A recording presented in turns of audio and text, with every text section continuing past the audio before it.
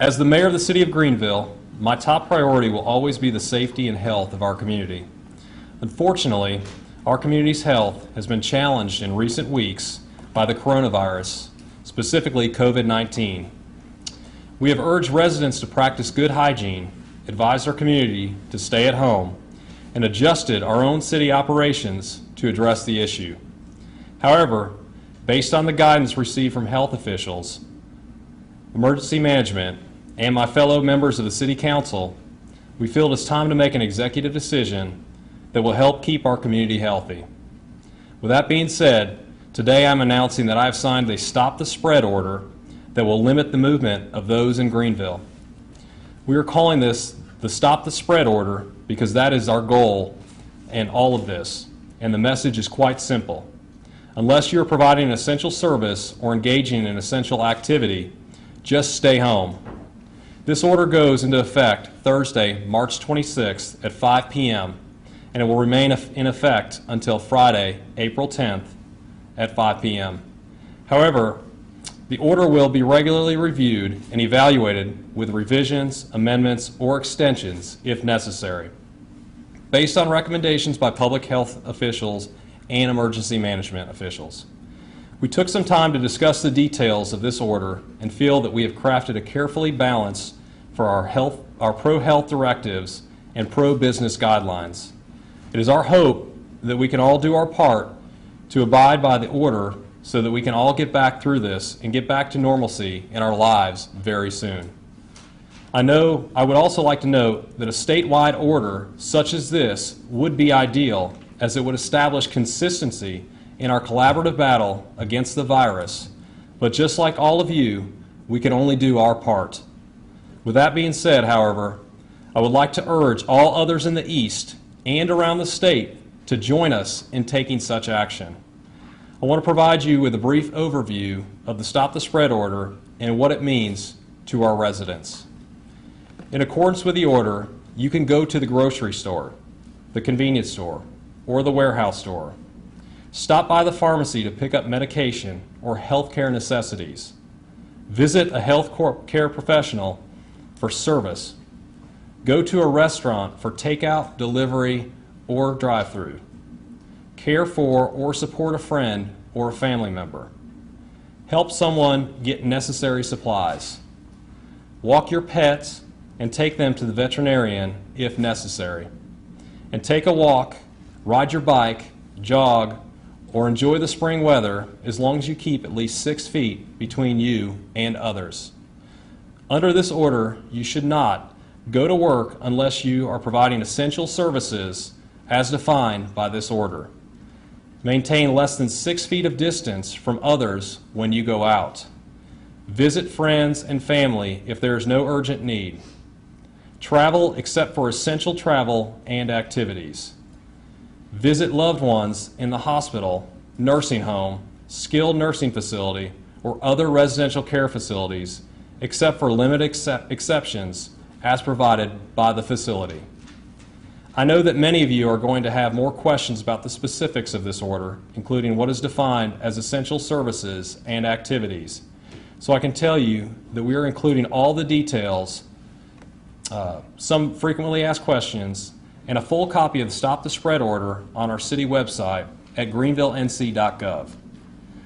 Those with questions can also call our city offices at 252-329-2489. I will close by noting that we are all in this together. Nothing about this is easy or ideal, but we all have to make sacrifices if we're going to expedite this process. Do your part and stay at home and help us to stop the spread. Thank you. Now I'd like to welcome up Dr. Waldron, CEO of Vidant Medical Center.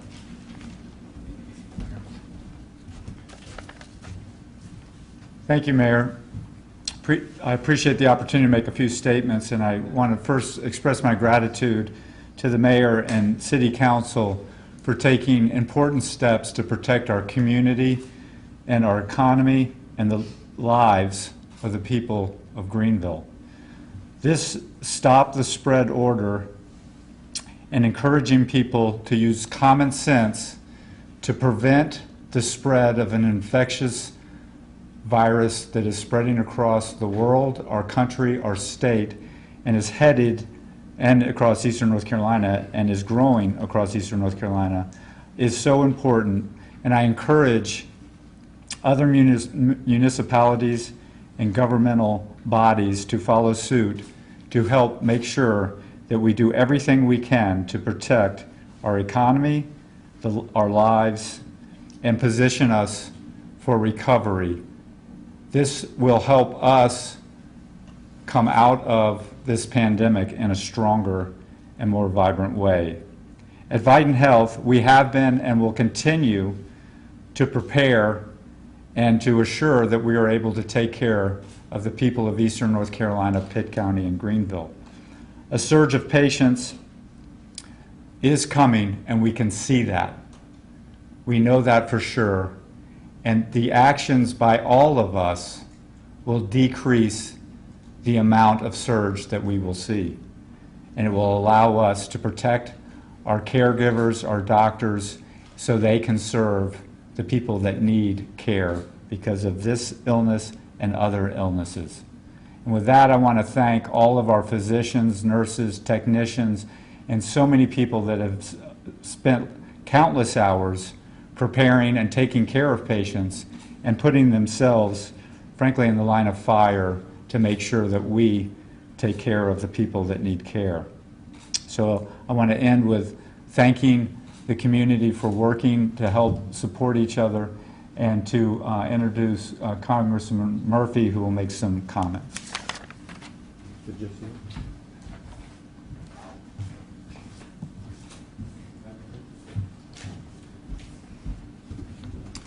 Good afternoon, everyone. Thank you, Dr. Waldron, for your leadership. I want to thank all the municipalities because, as I've said on a lot of occasions, we're in uncharted waters now. We are literally learning hour by hour how to deal with this pandemic.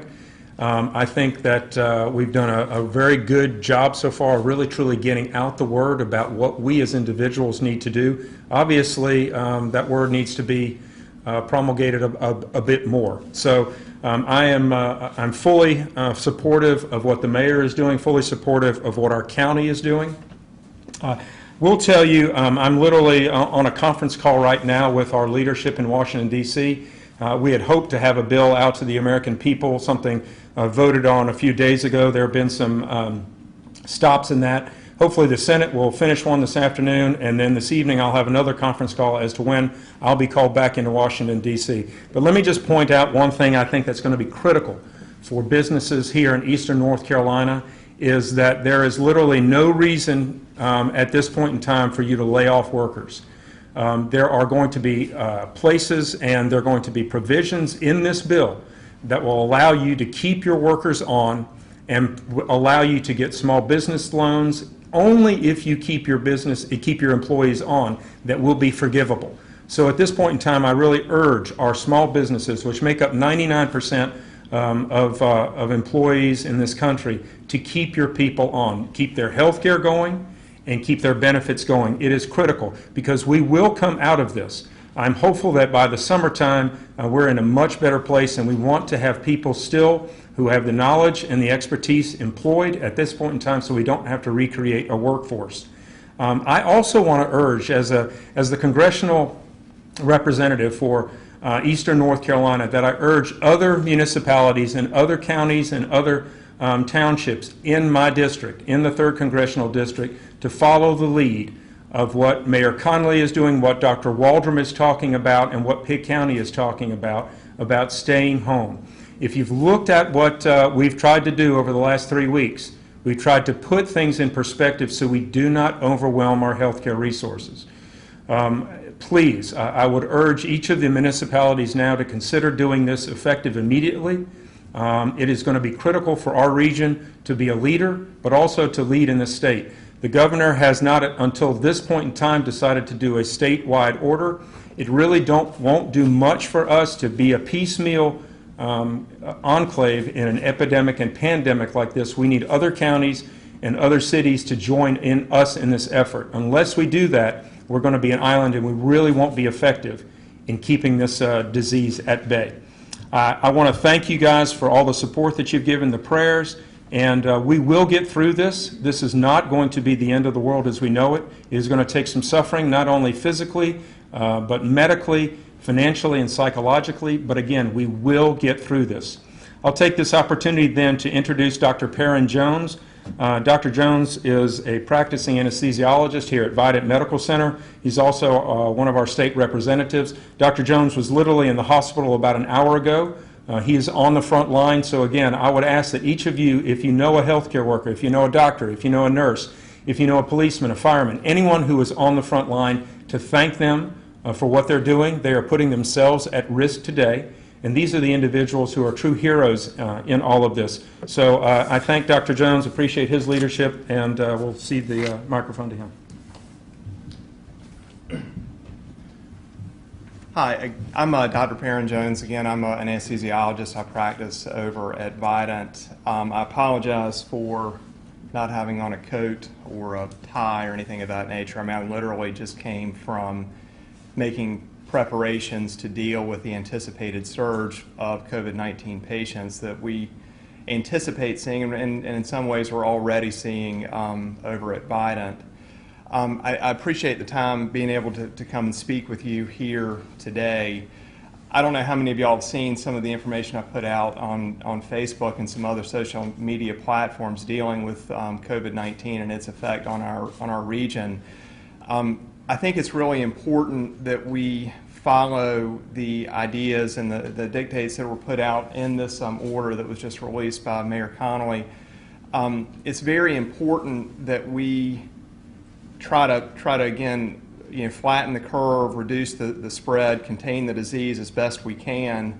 But we also need to follow some kind of practical steps in doing that so that we don't wreck our economy in the process. There's just going to be kind of a balance between those two things, and it's going to be important that we try to maintain that balance as we go forward.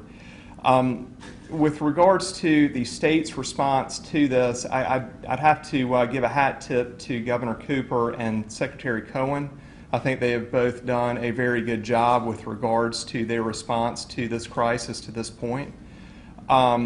In a lot of ways, the state response has been, in terms of the economic response, the stimulus and things of that nature, has been sort of predicated on being able to study what the feds have done to this point, and we're still kind of waiting, I guess, to get some of the final details with regards to the federal stimulus bill that we should see coming out, I think, here fairly soon.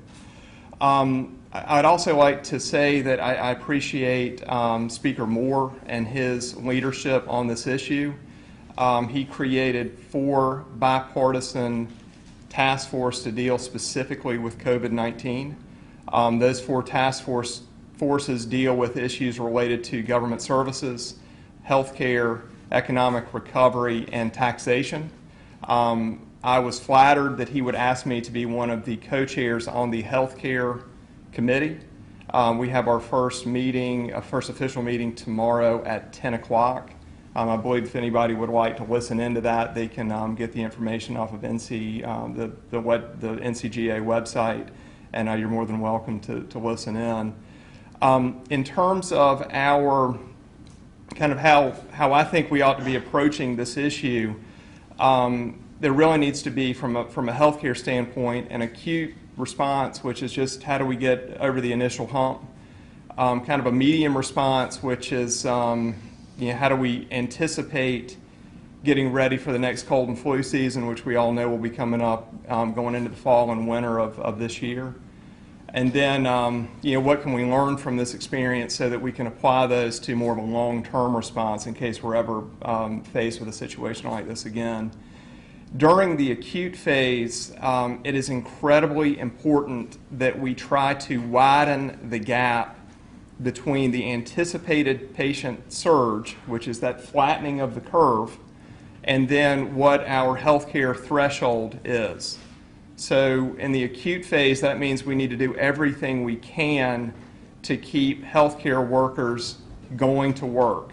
So we need to make sure that they have appropriate protective equipment. We need to make sure that they have child care for their families. We need to make sure that they can just stay healthy so they can stay on the job and continue to take care of people. Otherwise, that threshold level is going to go down. I can tell you from just kind of a frontline doctor dealing with this. Again, I'm an anesthesiologist. My group here in Greenville has been making preparations over the last 3-4 days, or actually longer than that. Just talking through how we're going to handle different clinical situations. So how do we handle a patient that needs to have a breathing tube put in the intensive care unit? How are we going to handle a patient that is COVID-19 positive that needs to come down to the operating room and have surgery? Those are very high-risk situations for people like myself that are going to be on the front lines taking care of these patients. And you know, we just need to make sure that we have all the equipment necessary to be able to do that in as safe a manner as possible. Again, I appreciate the leadership of Congressman Murphy and Mayor Connolly on this issue, and with that, I'll cede the microphone. Thank you.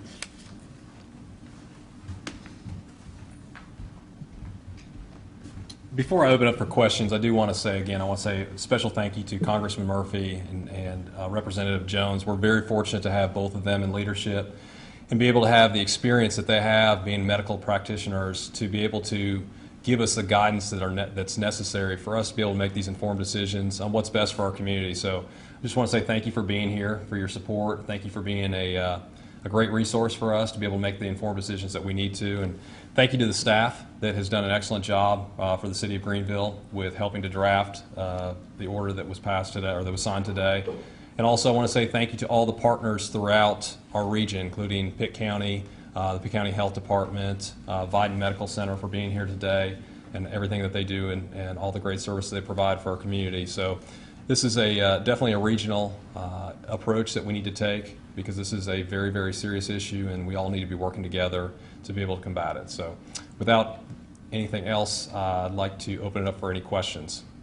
PJ, just curious, and this may be a better question for Mike, what is the current percentage of patients at Vidant that are from Greenville, Pitt County versus that other counties surrounding here? I'll let Dr. Waldron answer that question. So the question is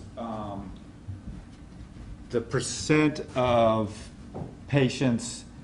The Greenville, Pitt County patients versus patients that are from outside of Pitt County. So I think first, this disease, this problem, this infection is primarily an outpatient issue, and so it is the vast majority of people with the virus never come to the hospital or need to be in the hospital. So that's why these kind of activities are so important to prevent this spread, because you can have very mild disease and younger people can have just like the sniffles and give it to 2.5 people. So if you're in a group, one person gives it to 2.5 people, and that's why it spreads so quickly. And that's why these kind of measures help blunt that curve. The exact numbers in the percentages that way it's fluid. It happens, you know, it's literally moving very quickly. I mean, and so the health department keeps those numbers, and so I don't really have them. They report by agreement from the state, actually, that the health department is the one that releases that, and you can look at their site. It doesn't break it down by Greenville versus Wilson, for instance. I wasn't specifically mentioning people that have COVID-19. Oh. I just meant in general. Oh, in general. Oh, so at Vidant Medical Center, well, you know, we serve the 29 counties, and about, I think it's probably about 30% or 40% of the people come from Greenville, but we have, a large catchment area, for sure. So I guess my point is, if all the other 70% of people coming in are from outside of Pitt County, if all those other counties don't do this too, does it make? Well, so we know from there's, as mentioned, we've never been here before with this virus. This has a unique and concerning properties, the virus itself, and the way it's spreading. Obviously, that's why really the world has felt the brunt of this. and the way it spreads inside communities. And so we're learning a lot from other communities. We've been studying Japan, Italy, and in the United States. New York is a very hotbed as of today. I was on the phone with some people there. And so we're constantly trying to learn about that. And so that's why these properties are so important. And so what was My point was that Pitt County does this. yeah, no, so what we do know, right. Yeah, yeah, so as Dr. Murphy said, we would prefer a larger regional statewide, the bigger the better. So that helps the most. But we do know from history, the best evidence we have that a regional approach can help is actually the city of St. Louis did this 102 years ago with the last pandemic, which was the Spanish flu pandemic. And if you look at that, what they did are very similar type actions actually. And you can, it's all over the internet. You can look at St. Louis versus Philadelphia, and St. Louis had significantly less deaths and destruction of their community compared to Philadelphia, and they recovered quicker from an economic perspective. So we think that city, because of the size of Greenville and the importance of it, because it really is the regional hub, that it can have a profound impact. But we encourage, all of us, I think, encourage every municipality in Pitt County at a minimum, and hopefully, you know, I'm a regional, I'm not just talking to Pitt, we're talking to all the counties that we operate in. We do think it's important. I apologize. Yeah, no problem. Monday, Brian Floyd mentioned that the curve was moving faster in Pitt County and in North Carolina than we anticipated. Do you think the action that the county and the city is taking today, that it's come in enough time to flatten the curve? I'm not sure exactly what Brian said. I think that if I know the data from a national perspective, actually the United States, the upward swing of the curve is faster than the rest of the world. Yeah. And North Carolina from a state is on the beginning of the states that are being impacted. So it is on the front of that. So that may be what he was referring to. And the good thing is, and why we've had a lot of dialogue about this inside Pitt County, with Pitt County and the city, that because we can see what's going on in the rest of the state and we can see the wave moving to us, if you're going to take action, the other thing we know from history is that if you're going to do it, you should do it early when it has a chance to push that wave down. And so that's why we think it's very important to take those actions now. And I will tell you that in the world and in the United States, every community that's been impacted takes these actions. But if you look at those communities, they tend to take it when the wave is too big. And if you just think about that, so many people are sick and they're spreading it that you can't contain it at that point. And so when you're earlier, which we are hopeful that we can stave this off, and it will actually accelerate us into the recovery period quicker. And so that's what we've been talking about. We think that a regional approach can do that because history has taught us that. And doing these actions now and being proactive to protect our communities is what all of us have been talking about to make sure that we're doing what's right for our communities. So you feel like that the local action has come back soon enough? Yes. Thank you. Dr. Waldron, I have a quick question. Sure. Speaking about how easily transmissible this virus is, Yeah. I know there's a lot of information circulating online about how long it can stay on surfaces and Yeah. different types of surfaces. Can you shed a little light on that and share with people kind of how long it could stay on different surfaces and in the air? Well, it's very variable. So cardboard is not, it doesn't hold it as long as a hard surface. It tends to be spread. It's a respiratory virus, but it tends to be spread more on surface than it is by someone breathing on you or that kind of thing. But social distancing is important, and then keeping things clean and washing your hands and being really cognizant of that. You may have noticed that when I first got up here, I touched this, and then I pulled my hands off because I realized you don't want to be touching surfaces that other people have been touching. And so you just got to think about that and then not touch your face and those kind of things. And, but it's very variable, the studies on how long it lives on fabric versus different surfaces is out there in the literature, but there's a large variability in that. Any information on being actually in the air, how long it lasts in the air? It's pretty low in the air, but then there's high-risk environments. We anesthesiologists, we were talking about this earlier. And for us as healthcare workers, we're in a higher risk environment, and then there are higher risk environments in that. But if you're, this far away, unless somebody sneezes on you or something like that, you're not going to get it. And so I think that that's important. This is all really just common sense, and these orders and sending this message to people to follow common sense is the right thing. So walking down the sidewalk with your wife and dog, if you're not getting in a group and that kind of thing, you're fine. And so that's not going to transmit the disease. So you have to be in a higher risk environment from a spread from the mouth, essentially.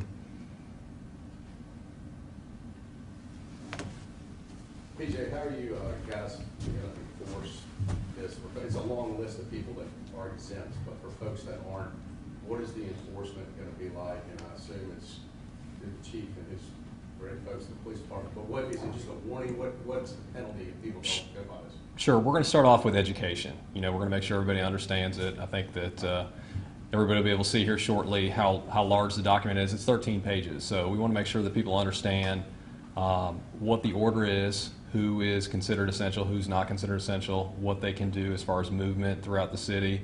But if that does not work, there is a possibility of fines, or it is a Class 2 misdemeanor as well. And as far as enforcement, are they going to be handing out tickets? Perhaps Chief Olson can expound on that for people who are not doing what they're supposed to be for this declaration. Chief, would you like to handle that?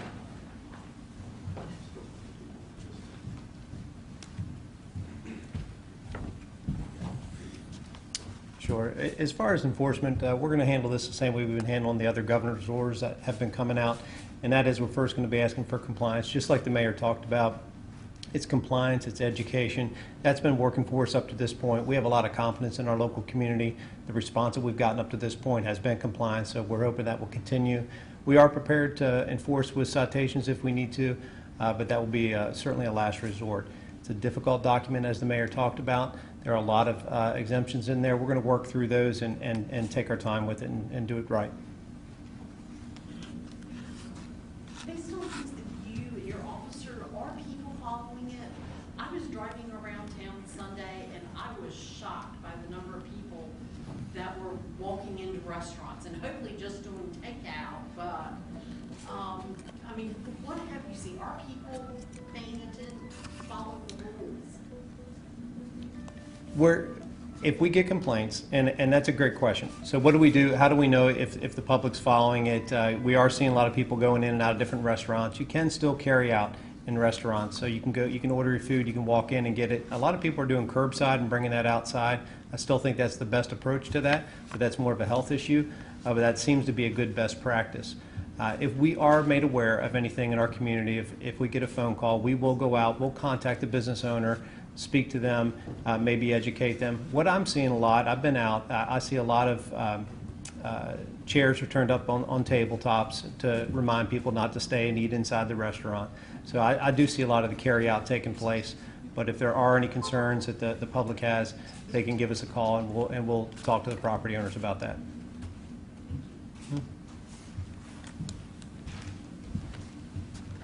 Mayor Conley, how is this any different than the declaration made by the county, or is it similar? Are there any differences between the two, since one is starting today, this one is supposed to start tomorrow? There are some things that are a little bit different in it, but I think the overall approach has been between the two documents is that we just want people to urge people to stay home, as much as they possibly can. We don't want them to be out in public in large groups. The purpose of what we're trying to accomplish here is to make sure that people are not out spreading the disease.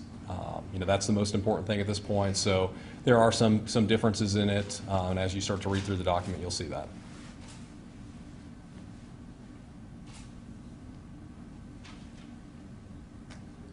Any other questions? All right.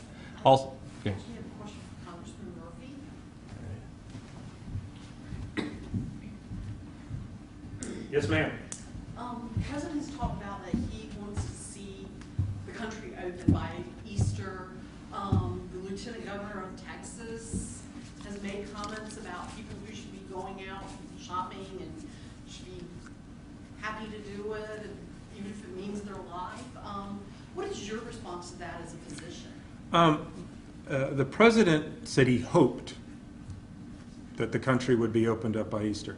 And I think it's incumbent upon leadership to give people hope, to make them realize that we are not going to be in this boat forever, that we have the smartest minds in the United States, we have the smartest minds in the world that are working on this. Obviously, we're learning about this entire process hour by hour, day by day. And it's to give, hopefully, it's to give people a hopeful timeline. Obviously, that's adjusted. And we have one side where we're trying to give hope. We have another side where we're trying to look at the hard science. And we're hopeful that somewhere in between they meet and that we are in a better place in 3 weeks, 6 weeks, or 3 months, however long it takes. Congressman, you mentioned you hope to vote on the financial aid package tomorrow up in D.C. Yeah. Assuming it passes, how long will it be before people actually see the results of that, before they receive compensation or small businesses are able to see these loans or grants? Physically, how long would it? I think that's an excellent question because there's so much. There's the medical apprehension, the psychological apprehension about how am I going to affect it, am I going to get sick, et cetera. And then you look at all our small business owners. Are they all going to go bankrupt? I think one thing that it is an immediate relief, that is the money in their pockets as of today in payroll taxes, they don't have to pay. That's $500 billion in the nation's economy right there. Now, at some point they will. We've had taxes that have been put off now due April 15th to July 15th, giving them time that's pushed out. But those are payroll taxes. That is money that is in their pocket today that they don't have to pay. So, again, on a conference call, just trying to get something finally through the Senate that we're going to vote on, I hope, Friday. And it is the intention and the hope that things are going to be put out as quickly as possible. I'm told a possible timeline will be about 3 weeks, that if anybody has filed taxes, that they have essentially an account with the IRS, they don't have to worry about trying to apply for personal checks to get the $1,200 per person or the $500 child credit, that those will come automatically. So we're hopeful that money will be in people's pockets, not only the money that they have today, but the money that will come in from the federal government as stimulus within about 3 weeks.